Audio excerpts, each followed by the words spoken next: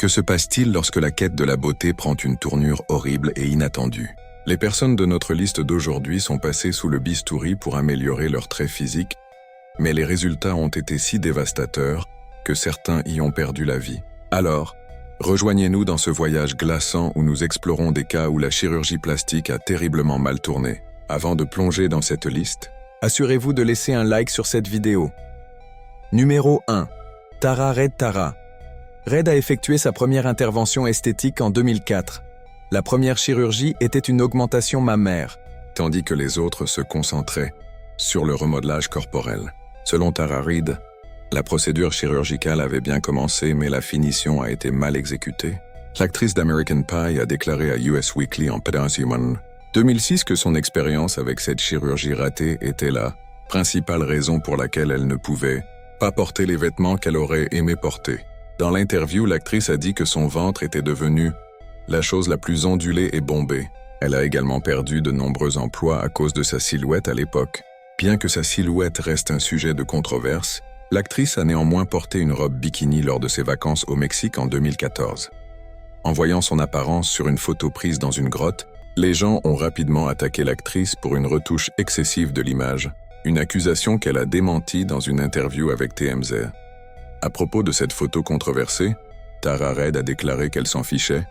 Bien qu'elle ait reconnu la chirurgie ratée, elle a insisté sur le fait qu'elle est qui elle est. Numéro 2.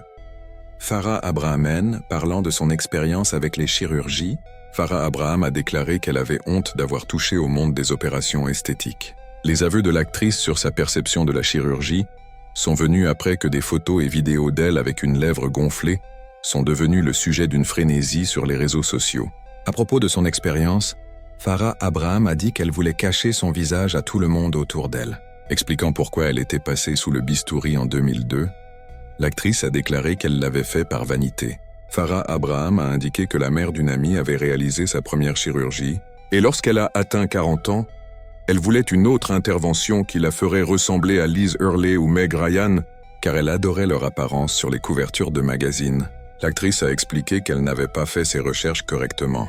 Concernant l'échec de la chirurgie, elle s'attendait à un filler dermique, mais le chirurgien a utilisé un filler industriel, ce qui a endommagé ses muscles. Numéro 3.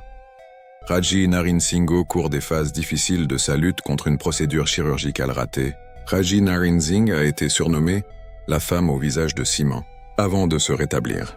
Raji est devenue victime de la chirurgie plastique sur le marché noir en 2005, par le biais du tristement célèbre « docteur au derrière toxique » de Floride, O'Neill Ron Morris. Une source proche de Raji a indiqué qu'elle avait été injectée avec des substances illégales comme de la superglue, du ciment et du scellant pour pneus. Elle a confié à cette source qu'elle se sentait comme un monstre à cette époque de sa vie. Une autre conséquence de la chirurgie était que son visage, ses fesses, ses seins et ses hanches s'étaient rigidifiés, la rendant extrêmement déformée. Consciente de la gravité de sa situation, Raji a contacté le chirurgien correctif Dr. John Martin, qui l'a aidé avec un traitement gratuit pour assouplir les nodules sur son visage. Des années plus tard, elle a suivi un traitement par ultrasons et des traitements anti-inflammatoires. Bien que les chirurgies correctives aient fonctionné, Raji a déclaré qu'il lui reste encore beaucoup à faire pour ses seins et ses fesses, mais elle affirme être dans un meilleur état qu'avant les interventions correctives. Numéro 4. Monique Allen. Monique Allen a subi plus de 100 chirurgies, ce qui lui a valu le titre peu enviable d'addict à la chirurgie plastique. Selon des sources proches, Monique Allen, qui est également transgenre, a injecté 12 litres de filler dans son corps lors d'environ 75 opérations clandestines, car elle voulait une solution rapide. Parmi les interventions notables, elle a subi une rhinoplastie et 9 augmentations mammaires pour atteindre une taille de bonnet 38 ff. À propos de ses regrets concernant ses chirurgies excessives, Monique Allen a révélé qu'elle souhaitait n'avoir jamais fait plusieurs de ces interventions, car elles ont endommagé son apparence naturelle. Elle a également indiqué qu'elle est actuellement enregistrée comme handicapée, car elle ne peut pas marcher sans assistance. Expliquant pourquoi la situation a empiré, elle a dit avoir ignoré les risques et doit maintenant vivre avec les conséquences. Numéro 5. Carol Bryan. Carol Bryan n'aurait jamais imaginé qu'une procédure cosmétique à faible risque entraînerait des dommages cutanés et la perte de la vue dans un œil. En 2009, Carol a utilisé des filers pour combler le volume perdu sur son front et ses pommettes. Cette procédure a été ratée lorsque le chirurgien a mélangé par erreur 2 fillers, dont l'un contenait du silicone, dans la même seringue appliquée sur le visage de Carol. La réaction a commencé par des ecchymoses et un gonflement. 3 mois plus tard, les effets secondaires négatifs de cette chirurgie ratée ont commencé à se manifester et une deuxième chirurgie corrective n'a fait qu'aggraver sa santé. Carol Bryan a confié à une publication qu'elle se sentait comme un extraterrestre et qu'à cause de cela, elle avait commencé à s'éloigner de ses amis et de sa famille. Carol a déclaré avoir retrouvé son entrain après plusieurs autres chirurgies correctives en Floride. Bien qu'elle semble aller bien mentalement, une chose reste inchangée. La cicatrice de sa chirurgie ratée restera toujours un rappel. Numéro 6. Celso Santibanez. L'obsession de Celso pour Ken a commencé lorsqu'il a participé à un concours de mannequinat à l'âge de 16 ans. Ses amis lui ont dit qu'il ressemblait remarquablement à Ken, le petit ami de la célèbre poupée Barbie.